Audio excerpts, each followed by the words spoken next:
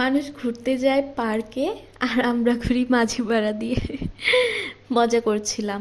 আমি যেহেতু আইল্যান্ডে আছি তাই সামুদ্রিক মাছের এখানে কোনো অভাব নেই। তো ঘুরতে ঘুরতে গিয়েছিলাম মাঝিপাড়ায়, আসলে ঘুরতে গেছি বলে ভুল হবে, গিয়েছিলাম ছোট মাছ কেনার জন্য। এখানে ছোট মাছ তেমন পাওয়াই যায় না, কোনো সুপার শপ বা বাজারে ছোট মাছ আমি এখন পর্যন্ত দেখিনি। তবে এখানে মাঝিরা জাল ওঠালে কখনো সখনো ভাগ্যক্রমে পেয়ে যায়, সে কারণেই আসলে এখানে আসা। তো গিয়ে দেখি একটা ট্রলার পাড়ে ভিড়ল। আমরা দাঁড়িয়ে পড়লাম কি মাছ আছে দেখার জন্য। কিন্তু এখানকার সবগুলো মাছ আগে থেকেই বিক্রি করা হয়েছিল। সব মাছ একদম বরফ দেওয়া রেডি করা ছিল, মাঝিরা মাছের কেজ উঠিয়ে উঠিয়ে গাড়িতে তুলে দিচ্ছিল। তাই আমরা এখান থেকে চলে আসছিলাম।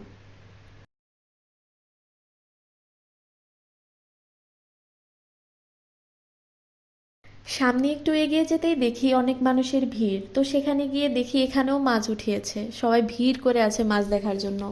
আমরাও দাঁড়ালাম, কেউ কেউ কিনছে আর এখান থেকেই মাঝিরা মাছ বাজারে নেওয়ার জন্য রেডি করছে। মূলত এখান থেকেই মাছ কিনে দোকানিরা বাজারে বিক্রি করে। তারপর আর একটু সামনে গেলাম, সেখানে গিয়ে একজনকে দেখলাম জাল মাত্র উঠিয়েছে, তাই মাছ পরিষ্কার আর আলাদা করে রাখছিল।